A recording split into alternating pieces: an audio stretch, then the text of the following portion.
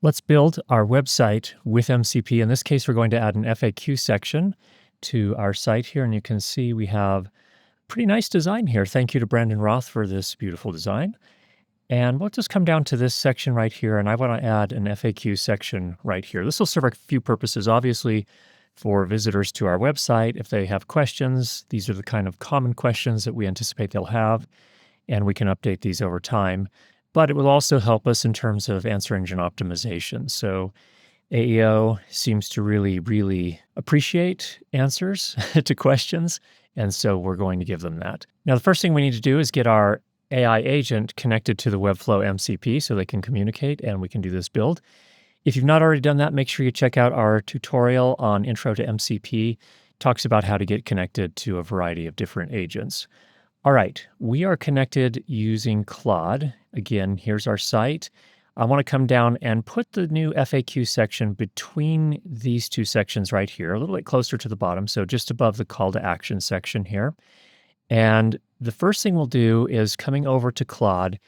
It's really important to give your agent as much context as possible. They tend to do so much better when you give them context. And so I'm going to go ahead and give them this first prompt here. And in this first prompt, we're going to, of course, describe that we're creating this FAQ section. You can go ahead and pause if you want to see all the details here. But I'm telling Claude that I needed to use the existing design system. So to make sure that Claude will do that, I'm going to have it connect to my site and reiterate back to me what that design system is. Go and check out all the variables, all the components, all of the styles that we have set up on our site already, and go ahead and articulate those to me so I can confirm that, in fact, Claude is going to be using those as the basis for building out the FAQ section so that everything's on brand and consistent.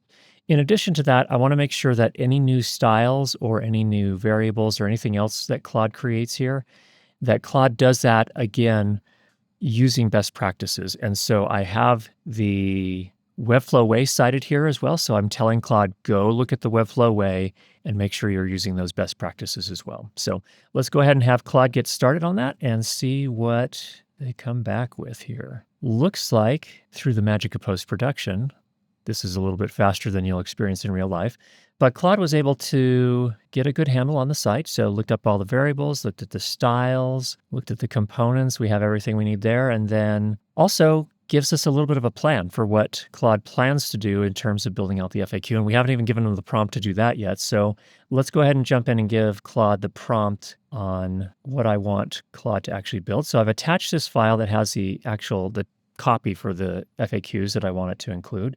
But then we give it this prompt here and tell it exactly how we want to lay it out. We want on the left-hand column, we want basically an overline and an H2 that says, hey, you've got questions, we've got answers. And then over on the right, I want 5 different FAQs. Tell it that we want to make that a component, the FAQ item a component. And again, I make sure that Claude is going to use the Webflow way, applying any sort of best practices for anything that it needs to create. And let's go ahead and see what Claude does here for us. Okay, Claude went out and created a bunch of new styles, 9 new styles, created the section, put the FAQs on that section. Also found a typo in my copy. Thank you, Claude. I appreciate that. That's very helpful. I want to make sure that Claude, and this is something I didn't include in my original prompt, but I don't want Claude to create JavaScript for this. I want this all to be done with CSS. I want this site to be as performant as possible. So I'm going to go ahead and prompt and say, hey, I want this site as performant as possible, so would rather use CSS than JavaScript interactions. Please use CSS instead. And let's see what Claude comes back with here. How very flattering. Claude says that's a smart call. Okay, Claude created that. That's cool. Let's go take a look at what it actually created for us. Well, that's a start. We have a few problems here that we need to solve. First of all, on the left-hand column, it's not spacing that H2 the way I would have expected. I expect it to take up more of the space, and probably all that text should be able to fit on 2 lines. So we'll tell it about that. Obviously, there's something wrong with the little icons off on the right on each of the FAQ items. That needs to be addressed.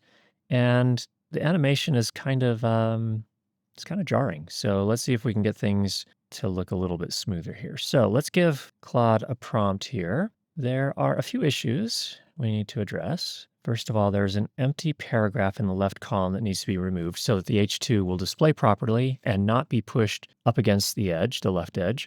The icon indicating where the user can click to open the answer has some problems there. So we want a plus symbol there that kind of rotates as that's clicked. And then finally, let's add a playful but tasteful animation where the FAQ opens and closes. It should animate down or up on close, and fade in gently. Perhaps the open animation should bounce a bit at the end. So let's see what Claude does with that. Okay, so it fixed the issue on the left-hand column. Good there. But item 2 is still an issue where the circle still shows some text that we don't want there instead of a plus. So let's go ahead and have Claude fix that.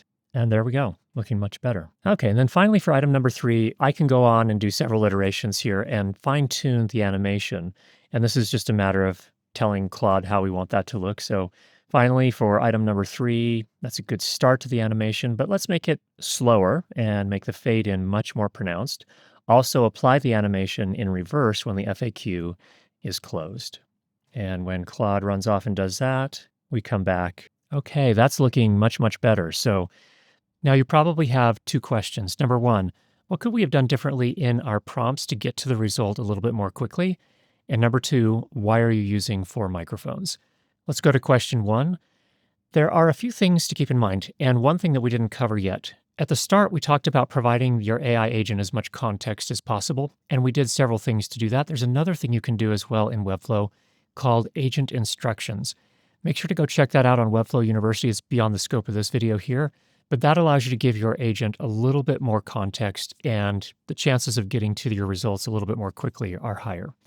Now let's talk about the 3 things where it kind of tripped up. Number 1, on the left-hand part of our layout where we had the H2, it kind of tripped up. And what it did is it used one of our existing components that was a section header in some of our other sections on the site, but it wasn't really the appropriate component for this particular section. The only thing I can really think of there that we could have done differently is provided it with the hint, hey, this is a new section layout, so none of the existing components will work, so you'll need to build this one from scratch. It was a simple thing to fix with a single reprompt, so not that big of a deal, but something to keep in mind.